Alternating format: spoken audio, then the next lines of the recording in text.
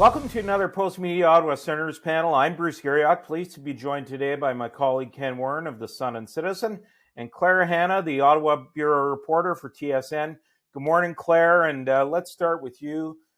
There's 3 games to the break as we speak this morning, and the Senators, I believe, are 11 points out of a playoff spot.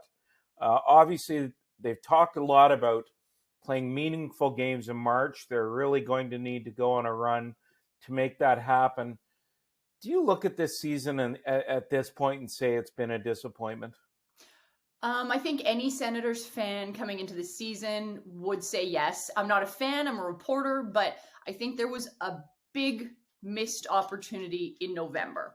They had a lot of games at the beginning of the season that they lost by 1 goal in overtime, things that were so close that you can't look back and think, oh, we put good efforts forward, but we didn't win. No, this is a team that made some huge offseason moves. But I think at this point, comparing the record to last year, there's 6 points up. But I don't think Claude Giroux, Alex DeBrincat equal just 6 points of improvement. I think there should have been more improvement, especially with the goaltending switch up. So yes, I think at this point, it's a disappointment. Kenny, you look at where they're at right now, and the struggles they've had scoring 5-on-5. To me, I never thought this team would have an issue scoring goals with guys like Brady Tkachuk, Tim Stützle. Josh Norris is hurt now, but I put him in that group. Shane Pinto got off to a good start. Alex DeBrincat and Claude Giroux. It's shocking that they rank last in the league in 5-on-5 goals. What's shocking, first the fact that we're asking this question with more than a third of the season left. It's a disappointment because, they wanted to be in the running. But I agree with you. And the fact we know these guys can score because they've scored on the power play. And if you have a power play and a penalty kill that's in the top half of the league, and way above that, actually, you should be in the mix, right? So it's baffling that the likes of those players you talked about can't score. And let's face it, there's been very little in the depth, right? Like they've got nothing out of the third and fourth lines. Matthew Joseph's injury is hurt, but they've got nothing out of that bottom 6. And it's interesting. I counted just before the Arizona game, and I think they had 17 goals from their bottom 2 lines, and 5 of those were from Derek Brassard. You can't sustain. But I think one of the bigger issues, Claire, has been the goaltending. I was looking at Cam Talbot's save percentage this month last night. It's .870. Anton Forsberg's is .876. I think their goaltending has not been what we expected. Cam Talbot was brought in to stabilize the goal. I know he's hurt now, but he hasn't done it. Yeah, you know what? And I don't think we should ever discount how much of an impact it can be to miss so many games at the beginning of the season, right? We saw Cam Talbot get injured in training camp, and I don't want to use that as an excuse for him, but when you're joining a new team and you're trying to get comfortable in a new city, and he was an all-star last year, he's this veteran player, I think that kind of maybe put him out of whack. And yeah, he had a great start because then you join the team and you're in the groove, you've got that extra energy, that extra bounce where you want to impress your teammates, but there's been this drop off. And I don't know, we were joking at practice the other day. I said, does he have the yips right now? Because there seemed to be a couple plays, that have gone like just ticked over his glove, or even the one that he tried to play in front of the net that he muffed on. And then I can't remember who they were playing at the time. Maybe the Rangers scored or the Penguins. Those things, I'm like, okay, he's mentally maybe overthinking things or not totally confident. And if you don't have that perfect mentality as a goalie that you're going in there aggressive, assertive every night, that's not going to help you. And I know I'm just talking about Cam Talbot right now, but I mean, moving forward now with him just nicked up before the All-Star break and them having to call the goalie up with injuries in Belleville, they're in a tricky situation. Ken, and we should speak about that because I one of the things I plan to do today is they might have to go get a goaltender. Kevin Mandolese is their only option to call up. Mads Sogard is hurt. Antoine Bibeau is hurt. All of a sudden, all this depth they had in net. I mean, if they were in an emergency situation, they might have to bring over Levi Marilainen That's what I from was going to Finland. say. You I don't even know, know how like, that works. I guess you can bring him over if it's for an extended stay, but I guess should they call Detroit and see if they want to give them back Magnus Hellberg? And I mean that sincerely. yeah, and at this point, we just spent the first few minutes here talking about, is the season lost? Well, it is kind of a lost season, but you don't want the players to not do the best they can to thrive. Ridley Greig, we'll talk about him in a minute. If you're going to bring up some kids, you want to give them a situation where they at least have a chance to win. You got to have some competent goaltending behind them, and if you throw Mandalese in, who wasn't doing great in the AHL anyway, you're making everybody a little bit more vulnerable. Claire, let's talk about Ridley Greig because Ken Warren brought him up. What a spectacular debut. Yeah. 8 shots on net, an assist on really one of his childhood heroes' goals. His dad works for the Philadelphia Flyers organization. He's met Claude Giroux as a kid several times. Just a nice way to start your NHL career. I know, and I'm happy we're getting some positive Senators news in here, right? Oh, absolutely, yeah. It really warms my heart, and you can tell he's maybe a shy kid, right? Like when we talk to him in the media, we don't get the biggest answers, but I sense this real confidence from him. And I remember watching him play in the WHL for a couple years. I didn't get to talk to him, so I wish I could kind of share an anecdote from his time there. But I think what an amazing opportunity, and how it can be done the right way in developing a player, right? This is the first time we're seeing him, but he's been in the AHL and he's been flourishing there and building that confidence at a level that's obviously higher than the WHL.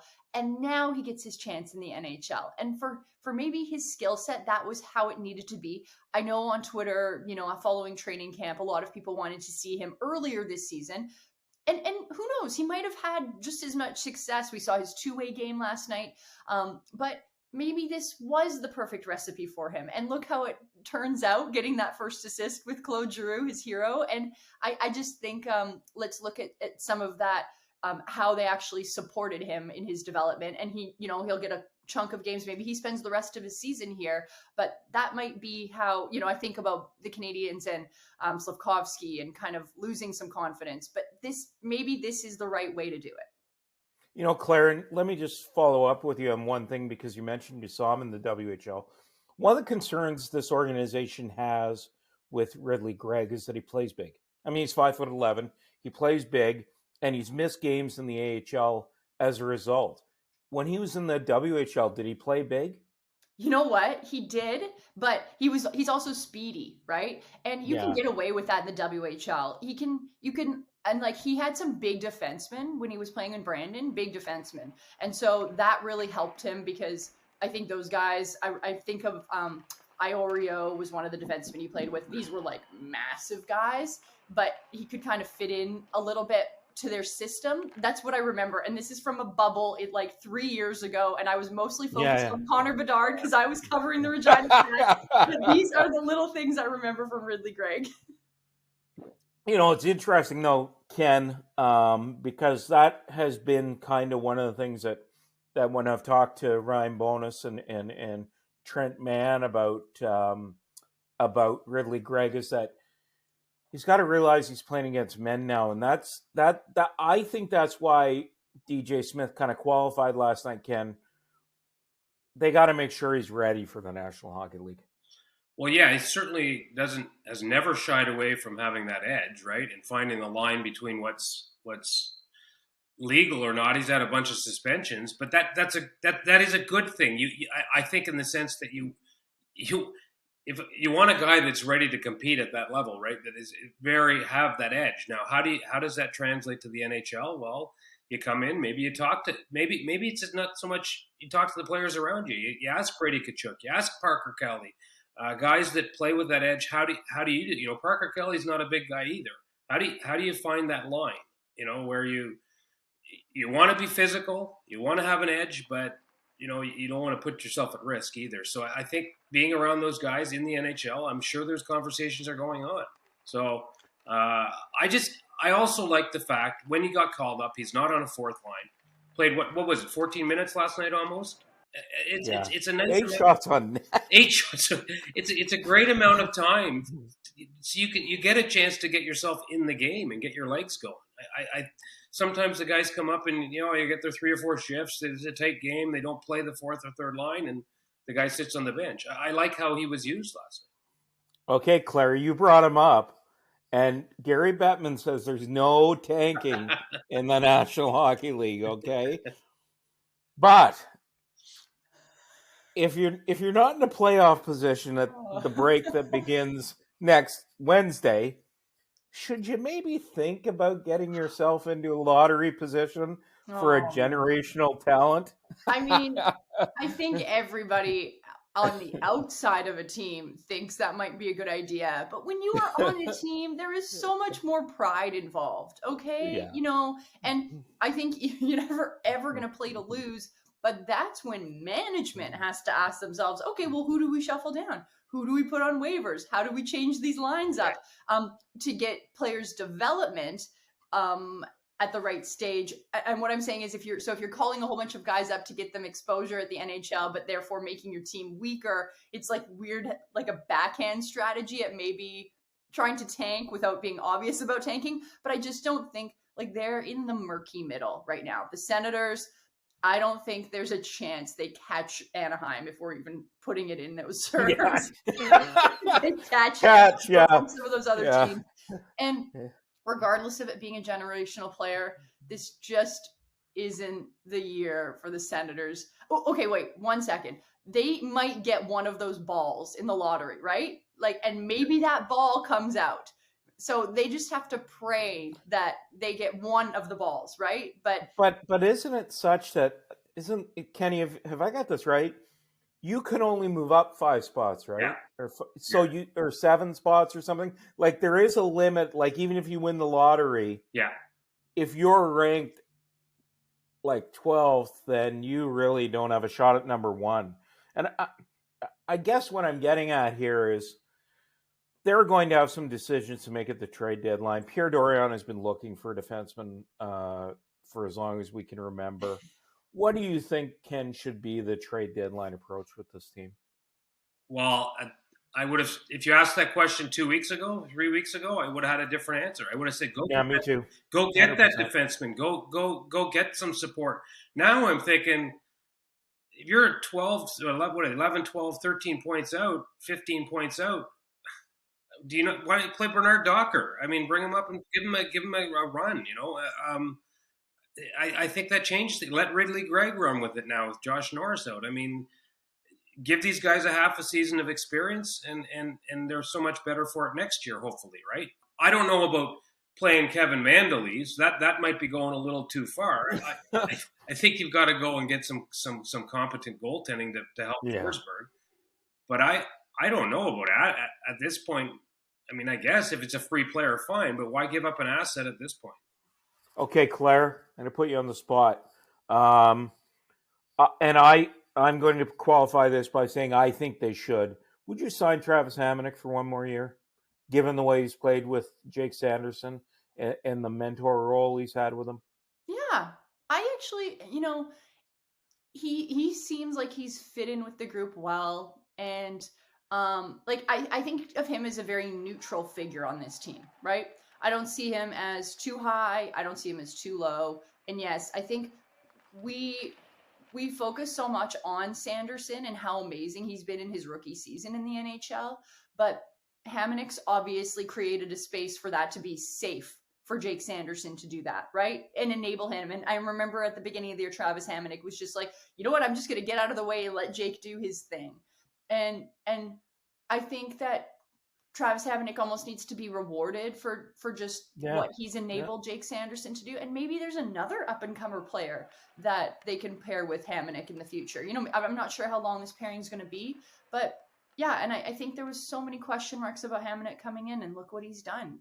they're a pretty good pairing. And I think about the penalty killing he's done at some points. Yeah. Remember that like 5-on-3? That was a big moment this season. And Travis Hamonic was at the forefront of it. Just to wrap here, Kenny, one of the guys that I think and they've gotten no calls on him, so let's qualify that.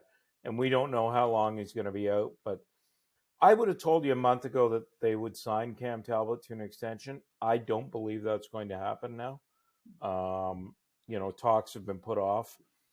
What would you do with Cam Talbot? Would you ride it out till the end of the year and then make your decision? Or would you deal him if somebody called? I would deal him if somebody calls. Yes. I would. And again, it goes back 3 weeks ago. His run in December was pretty impressive.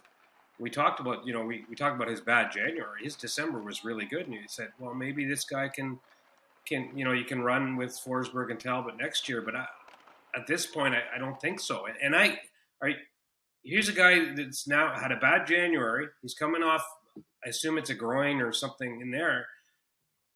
I guess a team would pick him up as insurance, possibly, but I don't know whether they can trade him at this point. And if I guess he's insurance for somebody, but I don't think I'd sign him. I don't. I think he can do better with a free agent goalie. Well, as we speak today, the Senators will close out the pre-break schedule with a Battle of Ontario against the Toronto Maple Leafs, and then back-to-back games against the Montreal Canadiens at home Saturday and Tuesday at the Bell Center. Claire, thanks for joining us. Claire Hanna of TSN and my colleague Ken Warren of the Ottawa Citizen and Sun. I'm Bruce Garriock. Thanks for joining the Sens Panel.